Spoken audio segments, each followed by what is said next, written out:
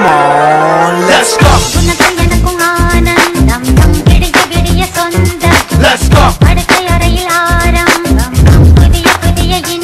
Let's go.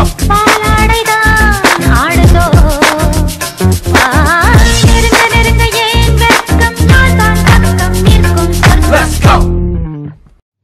Uttar Pradesh के गाजियाबाद शहर में स्थित दुधेश्वर नाथ मठ के इतिहास को रावण काल से जोड़ा जाता है।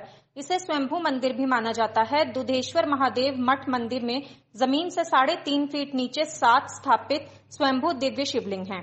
मान्यता है कि यहाँ भगवान शिव को जल चढ़ाने से सभी मनोकामनाएं पूर्ण होती हैं। सावन के पहले सोमवार को यहाँ भक्तों की लंबी लंबी लाइनें लग गई थी। भक्त देर रात को ही लाइन लगाकर यहाँ खड़े हो जाते हैं। जानकारी के अनुसार बता दें, उत्तर प्रदेश के गाजियाबाद स्थित श्री दुधेश्वर नाथ मठ मंदिर की गिनती देश के 8 प्रमुख मठों में होती है। यह भी कहा जाता है कि हरनंदी हिरण्यदा नदी के किनारे हिरण्य गर्भ ज्योतिर्लिंग का वर्णन मिलता है। यहाँ पुलस्त्य के पुत्र एवं रावण के पिता विश्रवा ने घोर तपस्या की थी। पुराणों के अनुसार यह भी कहा गया है कि रावण ने भगवान शिव को प्रसन्न करने के लिए यहाँ अपना पहला सिर चढ़ाया था।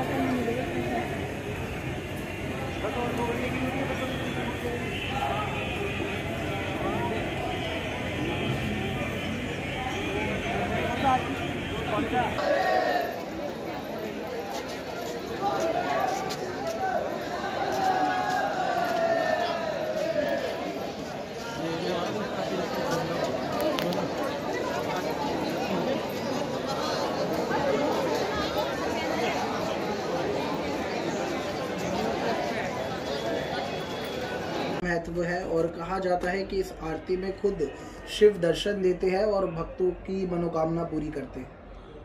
देखिए कि हमारा जो विशेष रूप से शास्त्रों में पुराणों में जो है ब्रह्म मुहूर्त का समय होता है 3:20 पर जो ब्रह्म मुहूर्त एक तरह से शुरू होता है और वो 2 घंटे 48 मिनट के आसपास रहता है।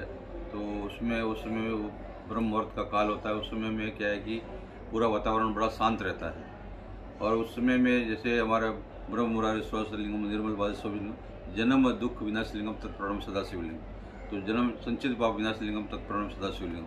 तो भगवान शिव का जो है ब्रह्म मुहूर्त में आरती और संध्या, जब हम कभी भी आरती करते हैं प्रातःकाल, तो उसमें क्या है कि पूरा दिन भर भक्तों का बहुत सी प्रकारों का नज़र लगती है भक्तों की। तो भगवान का एक तरह से नज़र भी उतारना जैसा होता है और शुभ उस काल में जो है अपने को शक्ति अर्जित करना है कि उस टाइम में वातावरण भी बड़ा शांत रहता है और देवता उस समय में क्या है कि पृथ्वी पर विचरण करते हैं, घूमते रहते हैं। तो वो ब्रह्म मुहूर्त में आरती सभी के लिए बढ़ती, जैसे दुधेश्वर मंदिर में हमारा प्राचीन काल से ही नियम है भगवान का गाजियाबाद के अंदर में कि 4 बजे आरती यहाँ पर हो जाती है, 3 बजे श्रृंगार वगैरह होता है और उनका पंचगव्य से राज उपचार 16 उपचार का अभिषेक वगैरह भगवान का रुद्र अष्टाध्याय से अभिषेक वगैरह होता है, रुद्री से पाठ करते हैं, 4 वेदों का पाठ होता है, वो भगवान का उनका पूजा होता है और उस समय उसके बाद में उनका भोग लगने के बाद में फिर आरती होती है। तो भक्तों को बड़ा, जो भी प्रातःकाल लोग आते हैं उनको बड़ा ही जीवन में उनको शांति रहती है, बैलेंस बना रहता है और विशेष रूप से उनको जो है शिव की भक्ति की जो है वो प्राप्ति होती है और अपना जीवन जो है उनको संतुलित रहता है। जी, आज सावन का पहला सोमवार है, आज की आरती का और आज के महाश्रृंगार का क्या महत्व है? देखिए कि श्रावण महीना तो ऐसे भी बहुत विशेष भगवान का जो है भाव होता है। तो बोले सर्व सुगंधित लेपित लिंगम पंकज हार शोभित लिंगम, सब प्रकारों के सुगंधित, जैसे धतूरा है, बेल का पत्र है, उस दिन जो है माँ भगवती ने तपस्या किया था शिव को प्राप्त करने के लिए, सावन महीने में था। और जब समुद्र मंथन हुआ था तो उसमें अलाल निकला था, विष निकला था। उसको शांत करने के लिए सभी देवताओं ने भगवान का अभिषेक किया था, वो भी सावन महीना। श्रावण महीना मतलब होता है कि शून्य, जैसे कि देवसेन एकादशी से लेके देव उठान एकादशी तक सभी देवता विश्राम करने चले जाते हैं। उस समय में सारा जिम्मेदारी भगवान के ऊपर रहता है, शिव के ऊपर जिम्मेदारी रहती है। शिव जो है चेतन रूप में रहते हैं, सभी शिवालयों में उनका वास रहता है भक्तों के पास में। तो इस टाइम में जो है विशेष रूप से एक तरह से मान लीजिए कोई आरती करता है, कोई पूजा करता है, उपासना करता है।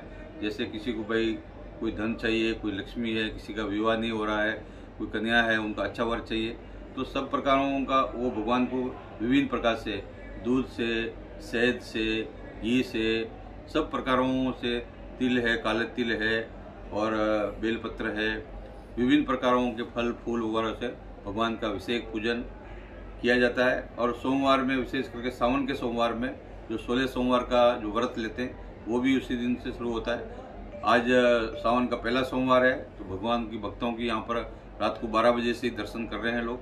तो ये विशेष रूप से श्रृंगार का दर्शन और भगवान का भोग, भगवान को ऐसा होता है कि प्रातः काले भगवान को मतलब आरती पूजन होने के बाद में जैसे हम लोग का उनका भगवान का भोजन एक तरह से होता है कि प्रातः काल उनका कुछ नाश्ता वगैरह जैसा होता है, तो वो ग्रहण कर लिया भगवान ने, उनको भोग लगा दिया, तो पूरा दिन जो है फिर भक्तों को दर्शन देते हैं। तो विशेष रूप से प्रातः काल ही सारी दही जल, नहीं तो कुछ भी आपके पास नहीं है, जल और बेलपत्र चढ़ाएंगे तो भगवान प्रसन्न हो जाता है। धतूरा वगैरह भी चढ़ा सकते हैं। जो विशेष रूप से बेलपत्र और अपना जल और दूध, दही, घी, पंचामृत बोलते हैं उसको, वो सभी पंचगव्य, पंचामृत, ये सब प्रकारों का भगवान का अभिषेक करने से भगवान प्रसन्न होते हैं।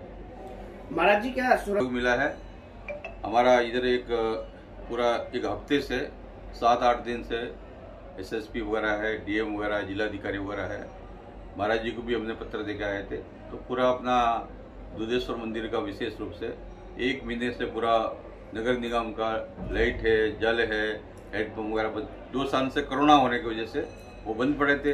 तो इस विशेष रूप से इस अवसर पर इस बार जो है ज़्यादा सुरक्षा वगैरह, अभी पहला सावन का सोमवार है, रात को ही कम से कम 300-400 पुलिस वाले, पीएससी वगैरह, तो अच्छा सुरक्षा व्यवस्था किया है कि किसी भी प्रकार का। और जो हमने करीब 32 कैमरे लगाए, उसके अलावा भी 50 कैमरे पुलिस ने भी लगाए हुए हैं। और छप्पे पर एक आध व्यक्ति के ऊपर नजर है कि असामाजिक तत्व कोई भी ऐसी घटना का स्वरूप न दे। तो पुलिस बहुत सतर्क है, हमारे कार्यकर्ता वगैरह भी सब लगे हुए हैं। तो जो भी भगत आए वो शांतिपूर्वक जलाभिषेक करके जा सके, ऐसा प्रबंध करने का पूर्ण प्रयास हम लोग किया है। होने के बाद भी जैसे हम लोग का उनका भगवान का भोजन एक तरह से होता है कि प्रातः काल उनका कुछ नाश्ता वगैरह जैसा होता है, तो वो ग्रहण कर लिया भगवान ने, उनको भोग लगा दिया, तो पूरा दिन जो है फिर भक्तों को दर्शन देते हैं। तो विशेष रूप से प्रातः काल ही सारी प्रक्रिया जो है वो पूर्ण की जाती है। आज सावन का पहला सोमवार है, आज के दिन में कोई खास समय या कोई ऐसी तिथि, कोई ऐसा संयोग बन रहा हो जो बहुत ही शुभ बन रहा हो? देखिए ये जो काल है, देखिए कि एक तो क्या है कि अमृत काल है, अमृत काल के साथ में शोभन योग बोलते हैं, बहुत दिव्य योग होता है कि मन को शुद्धि हो, आत्मा की शुद्धि हो। और इस काल में हम जब इस शोभन योग के अंदर में हम पूजा करेंगे तो हमारे को जो भी मनवांछित फल अपनी इच्छा से हमने जो भी संकल्प लिया है तो वो पूरा होगा। इस योग के लिए विशेष रूप से ये जो शोभन योग है, इसमें जो है व्यक्ति को धार्मिक पूजा पाठ, शक्ति, सात्विक और किसी भी प्रकार का उसको जो प्रकार के उसका कुछ बहुत से प्रकारों का जो विकार है, उन विकारों को नष्ट होकर सात्विक भाग आना और सिद्धि की प्राप्ति होना। इस शिवाय नमो या ओम नमो शिवाय जपते हुए इसमें जो है पूजा करेंगे तो निश्चित रूप से वो जो है व्यक्ति का कल्याण होगा। सावन के अंदर क्या क्या चीजें निषेध होती हैं जो भगवान शिव को रुष्ट करती हैं? देखिए कि ऐसा तो बहुत सी चीजें हैं, जैसे मान लीजिए केतकी के फूल वगैरह होता है, तो भगवान का सबसे प्रिय जो है उनका है कि भाई शहद वगैरह है, दूध है, दही है, घी है और अपना गन्ने का रस है, सभी प्रकार का फलों का रस है। तो अलग अलग प्रकारों का जो उनकी मनोकामना व्यक्ति की होती है उस रूप में उनका अलग अलग अभिषेक भगवान का होता है। कुछ भी नहीं तो जल से भी अपना जल मूर्ति नमो भी भगवान को बोलते हैं। तो ये शिव भगवान प्रत्येक जीव का कल्याण करने वाले हैं। तो इसमें विशेष जो है वो सबसे बड़ा चीज़ है कि जो भगवान को जो अक्षित वगैरह चावल वगैरह भी चढ़ा सकते हैं, क्योंकि चंद्रमा का स्वरूप होता है। भगवान प्रत्येक जीव का कल्याण करने वाले हैं। तो इसमें विशेष जो है वो सबसे बड़ा चीज़ है कि जो भगवान को जो अक्षित वगैरह चावल वगैरह भी चढ़ा सकते हैं, क्योंकि चंद्रमा का स्वरूप होता है। और सोमवार और चंद्रमा का उसका स्वरूप दोनों दिन उनको होता है।